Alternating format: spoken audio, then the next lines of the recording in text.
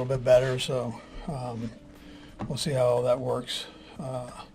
And then it'll be similar to last week. I've got a couple variables that I can do at that spot. Anyways, we look forward to the challenge of playing the Browns.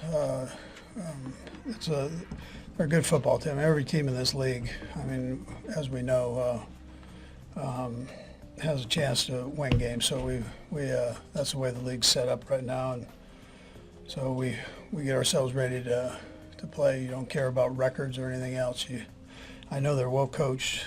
I know Kevin personally, and he does a heck of a job. And his coordinator Schwartz, I mean, I've known for a long time, and Dorsey, Bubba. I mean, they're all good football coaches. They got good players, and so we got to make sure we have a good week of practice, going forward here. So with that, time's yours. Andy, I believe Butker is eligible to come off IR this week. You see him kicking in Cleveland this week? We're going to see how he does here. So he'll get a few. Yeah, he'll have a few snaps out there.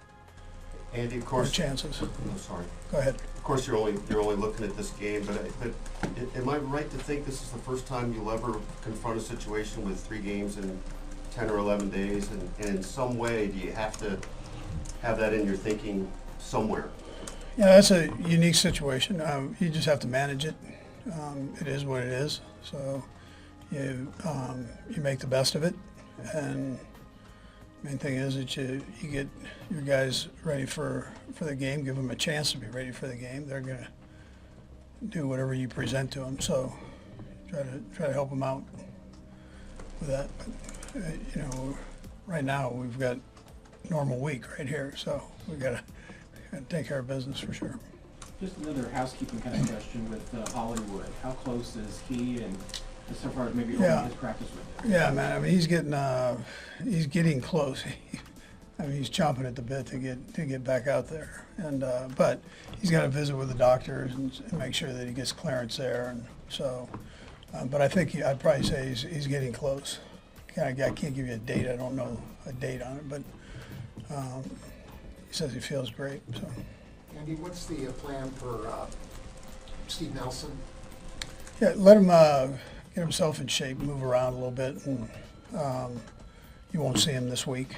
That's not what we're going to do. Be like the other guys that came in, give him a chance to kind of get their feet under him, and for sure, so he hasn't done anything up to this point, so let him get moving around. Pat's been, as you know, been sacked more this year than he has in his career and faced more pressure. How have you seen him adapt his game to that? Yeah, well, I mean, he made some unbelievable catches, or throws the other day, and he never complains about anything. He doesn't, he just comes back and goes on to the next one and fires. And so, but I mean, he's doing what he always does. I mean, he hasn't had to really adapt other than to make the throw. And well, he was really good the other night, getting rid of the ball quickly and complete those passes. Yeah. Could he have done that earlier in his career, do you think? Yeah, I think he could have. Yeah, I mean, we didn't ask him to do a whole lot of that, but I think he could have. Yeah. When you guys go back and look at the film, when you grade those things out, do you like this was a coverage deal, this was a line breakdown, this was a ball where maybe Patrick held it too long? I mean, how does that mix go out? Has it been different this year than other years? We look at everything, so for sure, and I mean, he's had a little bit more pressure this year. Listen, he'll tell you, he'll be the first to tell you, they're spread all over the place. Everybody's had a piece of it, me included, calling the plays. So it's, I've got to make sure I adapt to the personnel and what we have and what they do best. And then everybody else has to do their job. And so I think everybody probably tell you it's spread around, on that. What type of challenge does Myles Garrett present, and I guess how much does that weigh maybe in a tackle decision, when you're trying to figure that out? Yeah, well, I mean, he's really a good player, probably a future Hall of Famer, I'd say. He's a dominant player, and we recognize that and respect that. He's going to show up though, and we're going to show up, and we've got to play well against him, and we have the capability of doing that. That's how I feel. So we just got to, but we respect the heck out of him. Yeah. Andy, when you said Patrick never complains, I wonder if you could, I mean, it seems maybe obvious, but I wonder if you could maybe go a little bit deeper on that. Yeah, listen, he gets up and goes. You always see him, give me the next one. I mean, and that's how, just give me another one. I'll make it work here. So he doesn't, he doesn't ever get crazy with that stuff. So he's pretty good about it. Andy, this is a theme this year, but bringing in guys similar to Steven Nelson who didn't have training camp, didn't have obviously a preseason, what have you found that has been sort of the right balance of trying to bring them up to speed as quickly as possible, but obviously not put them actually in more danger, when you play a game? Obviously something you can't determine if something's going to happen with DJ, but obviously we saw, just the tightrope you're walking, I guess. Yeah. Yeah, listen, I mean, you have to listen to everybody and see, and particularly the kid, and see where he's at. And you kind of get to know him in that period of time and make a judgment on it and go with it. It's a sport where even the healthy guys and guys that have been with us from the beginning, they have a chance of getting hurt. I mean, that's all part of this. But to answer your question, we just make an evaluation on it with the different information from different people, but particularly the kid. Andy, when you pop up the film on the Browns defense, what are kind of the signatures of the Jim Schwartz style? Yeah, aggressive. He's got a really good blitz package. It's extensive, and then they mix it in with zone, so they can play single safety, middle zone, shell. I mean, he's got it all, and he dials them all up. You got to be sharp when you play against him. Okay, thank you. All right, good. Thanks. The Kansas City Chiefs might boast a dominant 12-1 record, but their offensive challenges in the red zone are raising eyebrows. Despite Patrick Mahomes' brilliance at quarterback, the team has struggled to capitalize on scoring opportunities close to the goal line. Ranking 25th in red zone touchdown percentage, the defending Super Bowl champions face growing scrutiny as they aim to maintain their winning ways. Some analysts, including former NFL quarterback Dan Orlovsky, believe head coach Andy Reid's game plan might be leaning too heavily on Mahomes. On ESPN's NFL Live, Orlovsky expressed concerns about Kansas City's red zone strategy, claiming the offense may be putting too much pressure on its star quarterback.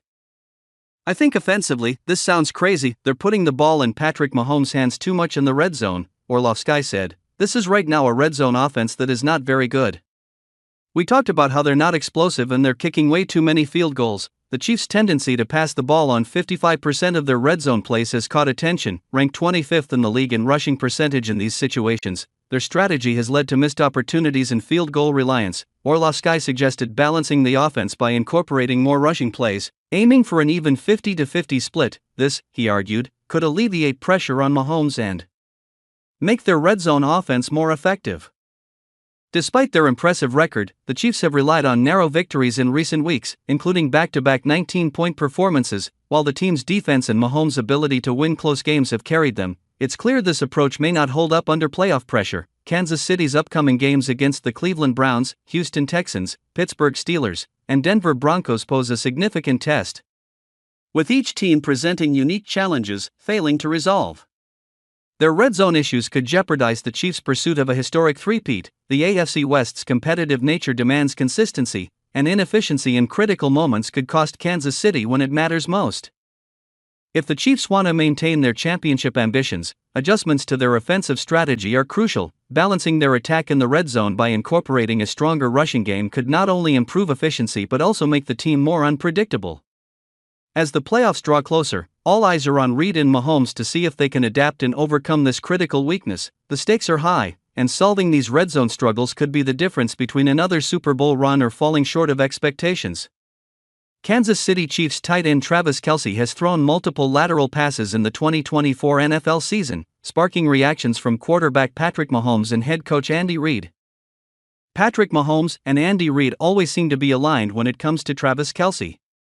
Early in the 2024 NFL season, both the quarterback and head coach backed the tight end despite his low production, and when the 35-year-old came up with a trick play against the New Orleans Saints in Week 5, both Reid and Mahomes let Kelce know what they thought about throwing lateral passes. By then, the quarterback and coach said they're fine with it as long as the pass ends in a completion.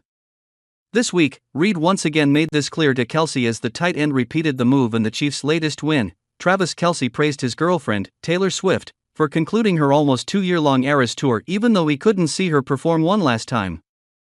The Kansas City Chiefs tight end kicked off Wednesday's New Heights episode by acknowledging the singer's hard work after wrapping up her last show in Vancouver, Canada on Sunday. "Shout out to Tay. The unbelievable Eras tour has finally come to an end," he told his older brother, Jason, who then asked how long the concert series had been. "It was almost 2 years. It started the March of the year we played the Super Bowl," he said, referencing the 2023 Super Bowl where the Chiefs beat the Philadelphia Eagles 38-35. The two then discussed the absolutely insane feat of Swift playing 149 shows across 5 continents in just a year and a half. "Shout out to Tay." Jason, 37, repeated as Travis applauded everyone that was a part of that show. "Obviously it's her show, it's her music, her tour, and everything, but that was a full production," the younger Kelce added. "That was the best tour in the world because of a lot of people, but most because of Taylor." Travis, 35, did not go to Swift's concerts over the weekend as the Chiefs played against the Los Angeles Chargers on Sunday.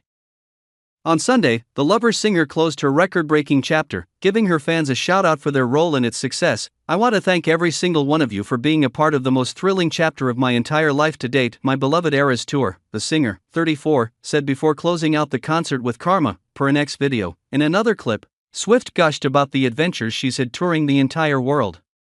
"It has been the most exciting, powerful, electrifying, intense, most challenging thing I've ever done in my entire life," she said ahead of her Lover performance. The Grammy winner added, "We've gotten to perform for over 10 million people on this tour." The New York Times reported Monday that the Eras tour raked in $2,077,618,725 in ticket sales, which is double the gross ticket sales of any other concert tour in history.